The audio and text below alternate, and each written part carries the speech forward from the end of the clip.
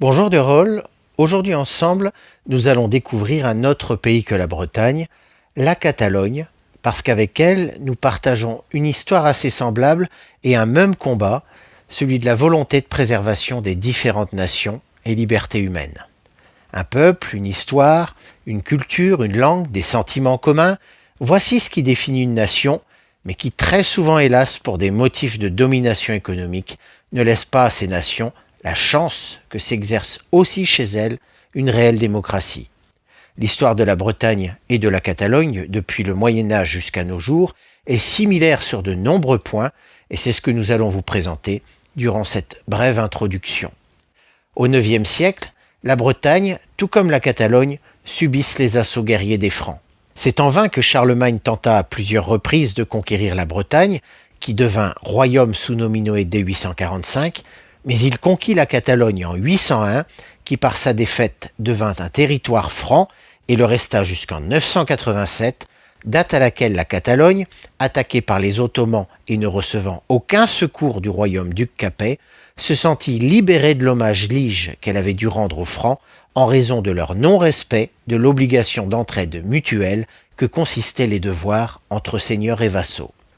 Au XIIe siècle, la Catalogne s'associa à d'autres États pour former le royaume d'Aragon, afin de résister aux ambitions territoriales de ses puissants voisins, les royaumes de France et d'Espagne, mais elle fut vaincue par le roi de France Louis IX et dut signer le traité de Corbeil, où elle perdit 2 comtés catalans, correspondant aujourd'hui au département dit français des Pyrénées-Orientales, la Catalogne du Nord. Tout comme la Bretagne au Moyen-Âge, la Catalogne a été très tôt un pays souverain. Principauté pour l'une, royaume devenu duché pour l'autre, nos deux pays disposaient d'une constitution assez similaire et de systèmes juridiques formés de lois coutumières. Duc breton ou prince catalan, nos souverains, étaient secondés par des gouvernements composés de ministres et disposaient d'assemblées parlementaires appelées États en Bretagne et Cortes en Catalogne, nos deux pays étant des monarchies parlementaires, contrairement au régime monarchiste absolu. C'est dans la même période, fin du XVe siècle, début du XVIe siècle, que nos deux pays furent envahis par des royaumes plus puissants et qu'ils perdirent l'exercice de leur souveraineté. La Bretagne fut envahie par le royaume de France de 1487 à 1491 et la Catalogne envahie par le royaume d'Espagne en 1512.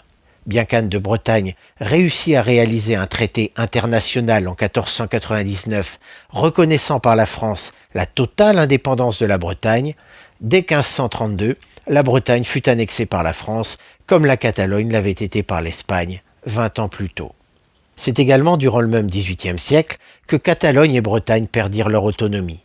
En 1716, pour la Catalogne lorsque le royaume d'Espagne devint une monarchie absolue, et en 1789 pour la Bretagne, que la Révolution française fit passer du statut de province à celui de République française indivisible. En 1812, la Catalogne sous contrôle espagnol fut à nouveau envahie par la France, annexée par les troupes napoléoniennes et devint elle aussi, tout comme la Bretagne, durant 2 ans, une et indivisiblement française jusqu'en 1814. Nos pays aujourd'hui sont frappés par le même crime contre l'humanité de mémoricide, car tout comme l'État français ne reconnaît pas le génocide révolutionnaire des Bretons et des Vendéens ayant eu lieu en Loire-Atlantique sous le régime de la Terreur, l'État espagnol ne reconnaît pas les charniers de milliers de Catalans exécutés par le régime hitlérien de Franco durant la Seconde Guerre mondiale. Nos cultures furent tout aussi durement réprimées, mais doublement pour la Catalogne, à la merci de 2 États-nations qui durent endurer tant les interdits français qu'espagnols. Tandis que les Catalans des Pyrénées-Orientales ont subi la même école républicaine punitive que les Bretons, comme tous les autres peuples soumis à l'école obligatoire française, pour les Catalans écrasés par le régime dictatorial franquiste, entre 1939 et 1975, il fut interdit de parler catalan hors du cercle familial. Dès la mort de Franco, en 1975 et la fin de la dictature, le catalan fut déclaré par les Espagnols langue nationale et l'Espagne ratifia la charte dite des langues minoritaires, ce que l'État français n'a à ce jour pas encore fait pour la Catalogne du Nord, pas plus que pour tous les autres peuples actuellement dirigés par la France et privés des droits de l'homme reconnus par l'ONU. Durant l'histoire de la Catalogne, le pays fut 5 fois déclaré république indépendante, en 1641, 1873, 1931, 1934 et en 2017 sous la présidence de Carles Puigdemont. En 1934, l'indépendance proclamée par le président catalan Lluís Companys ne dura qu'une dizaine d'heures car elle provoqua de la part de l'Espagne une répression si féroce qu'en ces quelques heures, on compta plus d'une centaine de morts. L'occupation militaire de la Catalogne par les troupes de Franco en 1939 fit plusieurs milliers de morts et en raison des assassinats politiques, Lluís Companys s'exila chez nous en Bretagne dans la ville de la Baule-Escoublac située entre Pornichet et Guérande.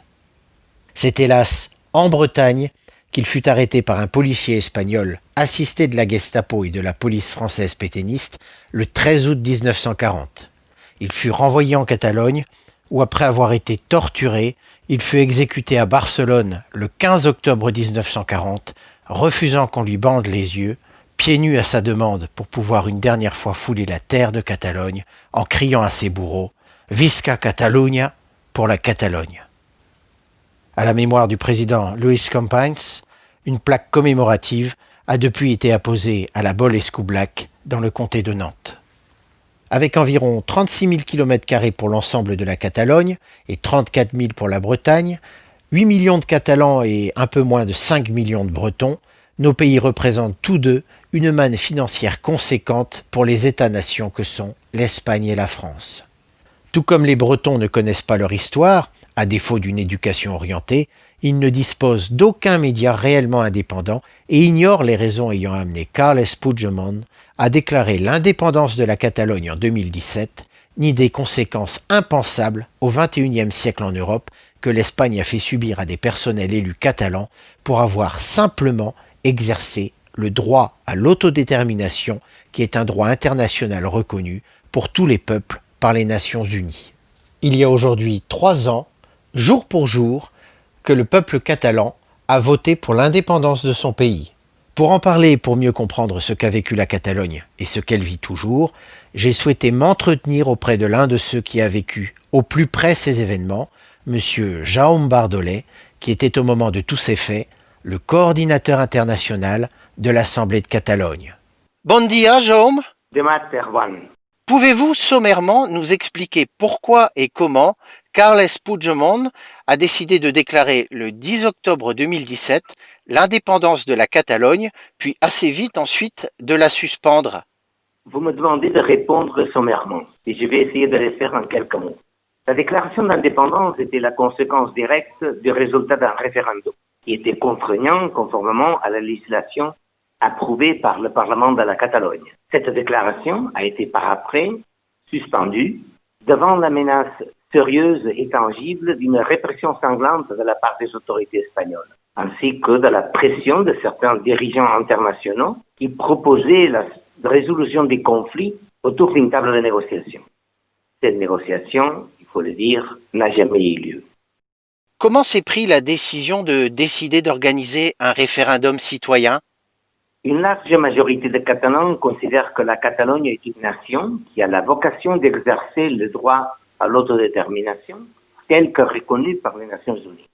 Pendant les dernières 10 années, la Catalogne a demandé aux autorités de Madrid, en 16 occasions, la tenue d'un référendum comme ceux qui avaient eu lieu au Québec et en Écosse. La réponse de Madrid a été toujours non. Les 3 partis politiques majoritaires dans le Parlement catalan avaient comme objectif de leurs programmes électoraux l'exercice de ce droit. Devant la négative réitérée de Madrid à organiser une consultation, les autorités catalanes ont décidé de se doter d'un cadre juridique propre pour pouvoir organiser eux-mêmes ce référendum. Ce travail rentrait-il dans le cadre des attributions laissées au Parlement d'un pays autonome? Tout ce travail avait été conduit avec une grande rigueur juridique. Il s'agissait d'une évolution législative en cascade, à partir du droit international, de façon à permettre aux citoyens de la Catalogne de s'exprimer sur leur avenir politique. La base du travail du Parlement a été ainsi le droit international, dont la primatie juridique est reconnue par la propre Constitution espagnole. Comment s'est passée l'organisation de ce référendum? On était très conscient qu'on avait l'État espagnol en contre.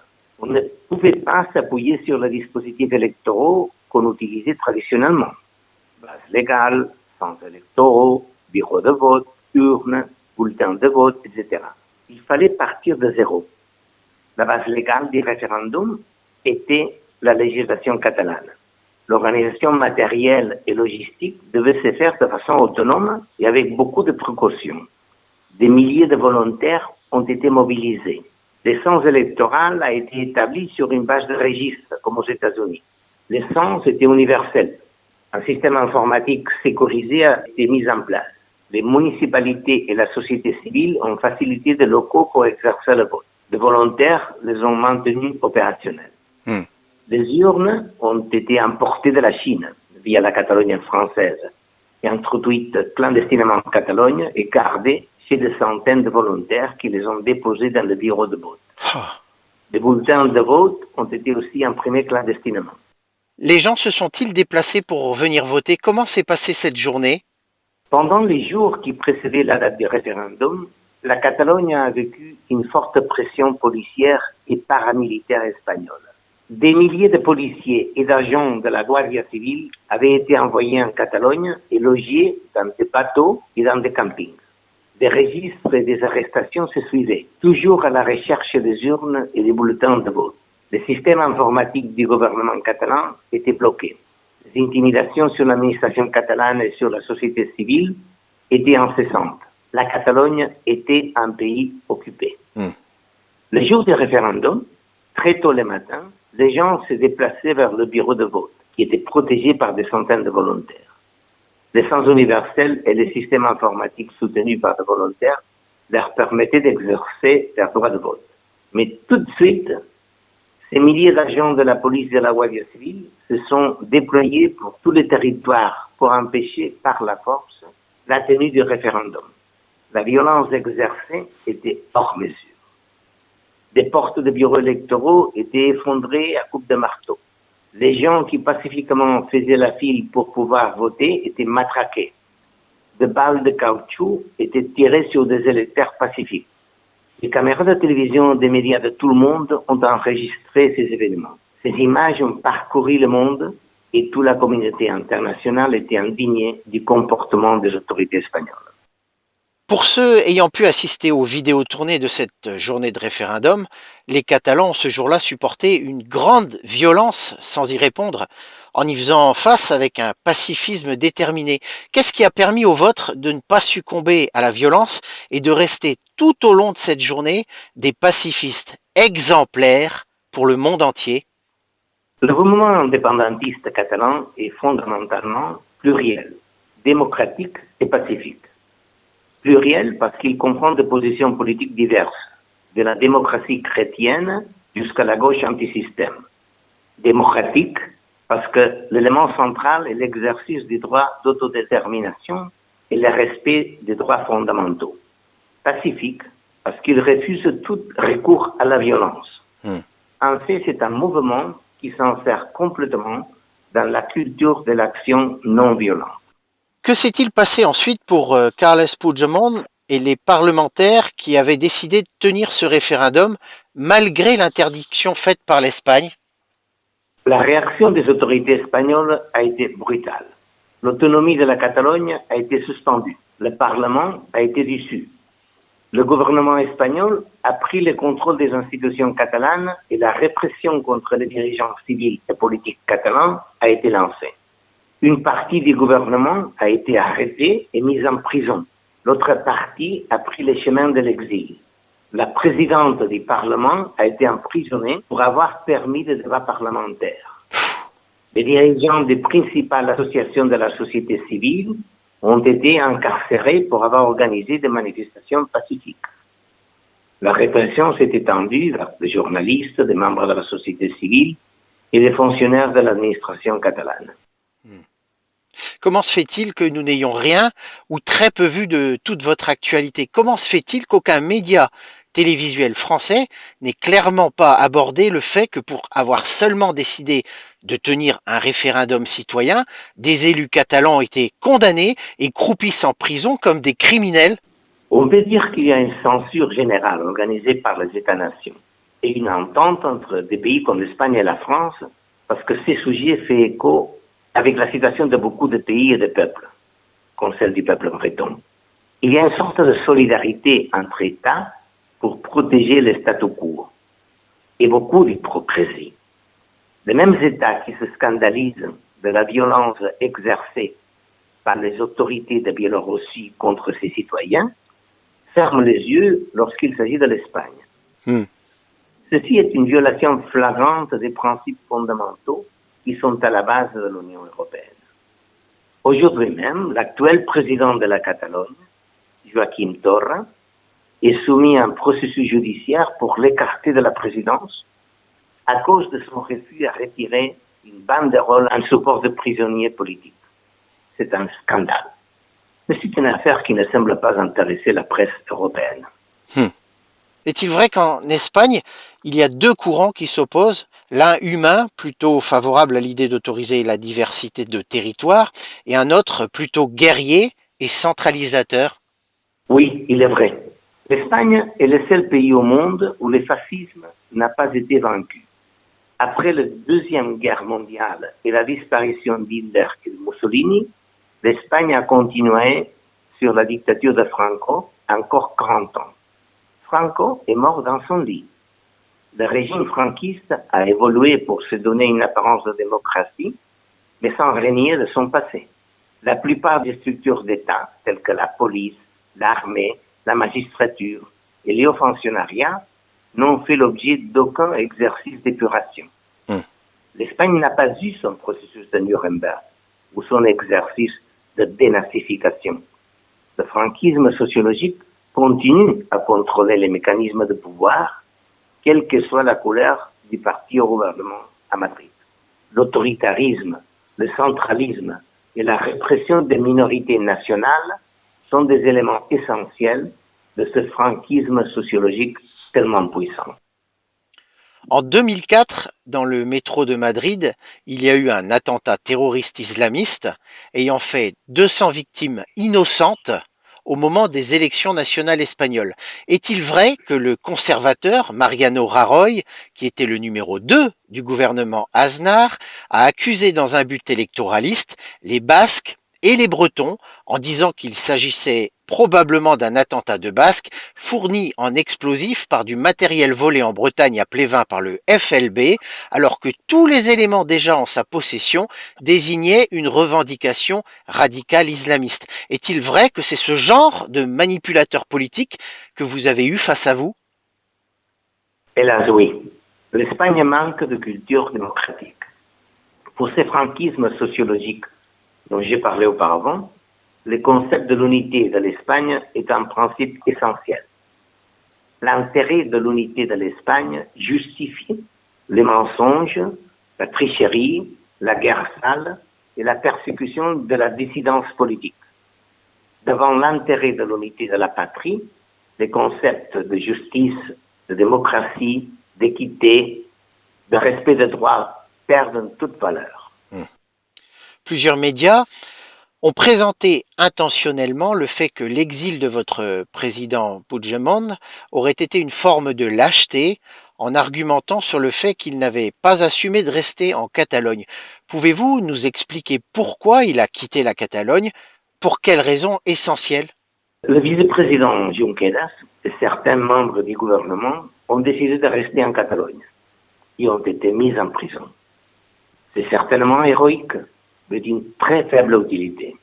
Ils ont pu montrer au monde la cruauté et le désir de vengeance des autorités espagnoles, mais ils ont perdu la possibilité de se faire entendre et se sont rendus invisibles. Le président Puigdemont et d'autres membres du gouvernement ont pris le chemin de l'exil. Cela les a permis de se faire entendre par la communauté internationale. Il était clair que l'internationalisation du conflit était le seul moyen de faire pression sur les autorités espagnoles. Le fait qu'aujourd'hui, lui et d'autres exilés soit membre élu du Parlement européen, ne fait que confirmer le bon choix stratégique de cette décision. Le gouvernement espagnol, après la déclaration d'indépendance de Carles Puigdemont, a dissous l'ensemble des parlementaires catalans de leurs fonctions, votre gouvernement et votre président, en vertu de l'article constitutionnel 155 pour manquement grave à l'organisation territoriale de l'État espagnol. Mais n'ont-ils pas été à l'origine même de ce référendum en ne respectant pas le travail que devait permettre votre autonomie? Certainement. On aurait pu espérer des autorités espagnoles la même sensibilité que pour les droits des minorités nationales ont eu les Canadiens vis-à-vis du Québec, les Britanniques vis-à-vis de l'Écosse ou les Français vis-à-vis de la Nouvelle-Calédonie. Cependant, l'Espagne a refusé d'entendre l'opinion des Catalans, a choisi d'ignorer la volonté du gouvernement et du Parlement de la Catalogne. Une fois de plus, l'Espagne a préféré l'autoritarisme et la répression au dialogue et la politique.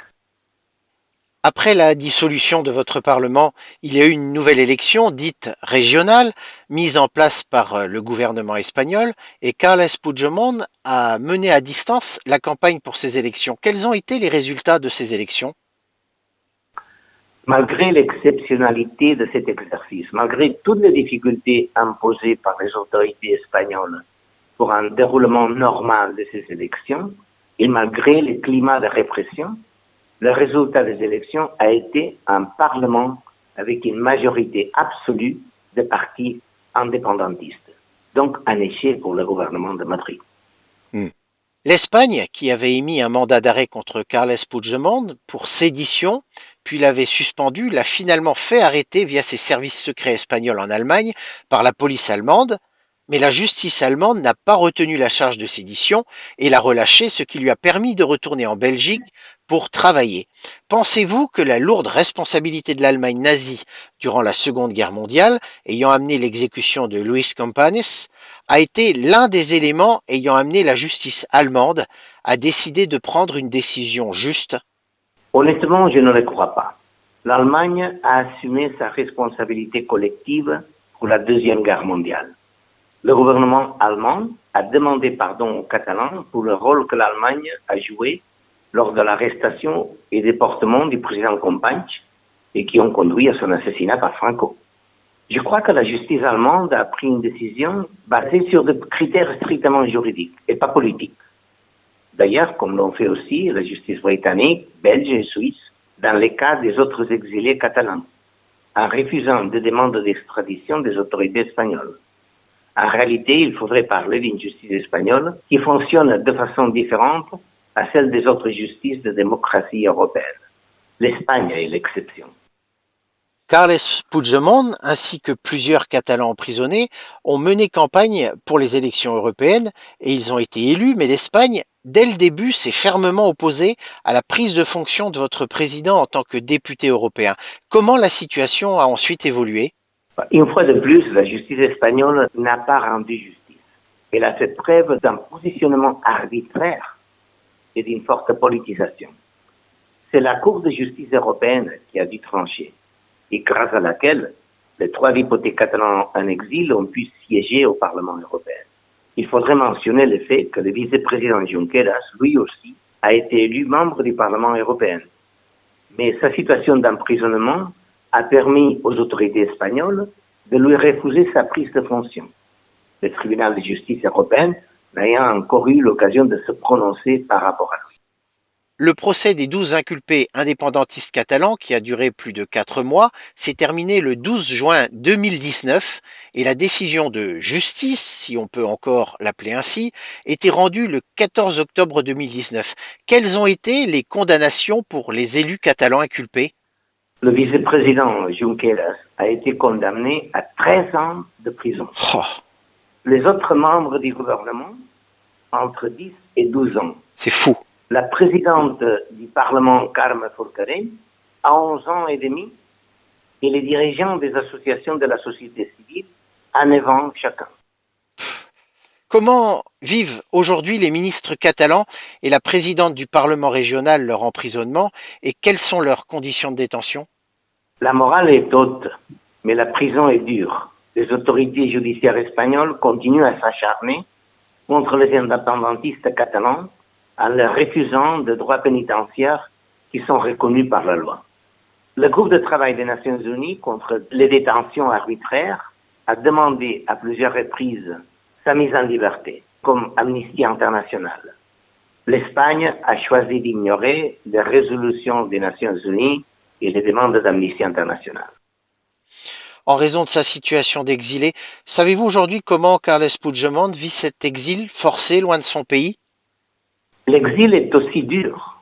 Être loin de sa famille et de son pays ne rend pas la vie facile, mais il est très convaincu de ce qu'il fait. Il continue très actif pour la défense des droits de la Catalogne. Il utilise la tribune du Parlement européen pour faire valoir la lutte de la Catalogne pour son droit à l'autodétermination.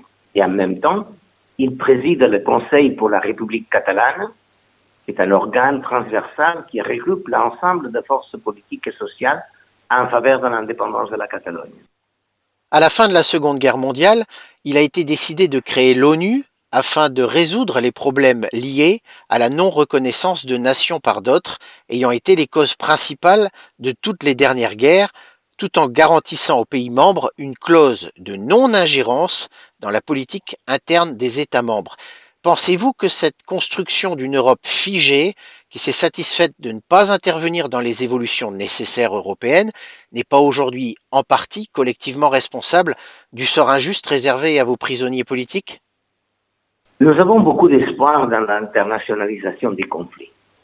Divers organismes internationaux ont pris position vis-à-vis de la faible qualité de la démocratie espagnole et en faveur des prisonniers politiques et des exilés, ainsi que pour le respect des droits fondamentaux de la minorité nationale catalane. L'Europe, à son tour, a joué un rôle vraiment décevant, en manquant d'obligation d'agir vis-à-vis de la manque de respect de l'Espagne, des droits fondamentaux qui sont à la base du traité constitutif de l'Union européenne. Nous espérons que cela puisse changer, notamment à travers les différentes prises de position de la Cour de justice européenne. Quel est aujourd'hui l'état d'esprit de Carles Puigdemont vis-à-vis de l'Europe? A-t-il réussi à faire avancer les choses ou sont-elles encore figées? Puigdemont est un européiste convaincu. Il sait que l'avenir de la Catalogne est à l'intérieur de l'Union européenne. Et il saisit toutes les occasions qui se présentent pour faire avancer les choses. La solution du conflit catalan sera certainement une solution internationale. Et dans ce contexte, l'Union européenne aura un rôle important à jouer. Que peut-on vous souhaiter et comment demain pourrons-nous vous venir en aide? Nous voulons continuer dans la voie de l'internationalisation. Il est très important de maintenir informée l'opinion publique et à travers elle, continuer à faire pression sur les institutions européennes pour une solution à ces conflits qui puisse garantir aux Catalans l'exercice des droits à l'autodétermination, ainsi que la liberté des prisonniers politiques et des exilés. Tout ce que vous pourriez faire à ces propos sera d'une grande aide pour nous. Je vous remercie, Jaume, d'avoir bien voulu nous accorder cet entretien téléphonique afin qu'aussi en Bretagne, la situation de votre pays soit plus clairement connue. Merci Braz, à Calonvat Deor, merci beaucoup et bon courage à vous. C'est moi qui vous remercie de m'avoir donné l'opportunité d'expliquer le conflit qui tenaille aujourd'hui la Catalogne. Merci beaucoup. Moltes gràcies. Adeu, Jaume. Et nabo, Erwan.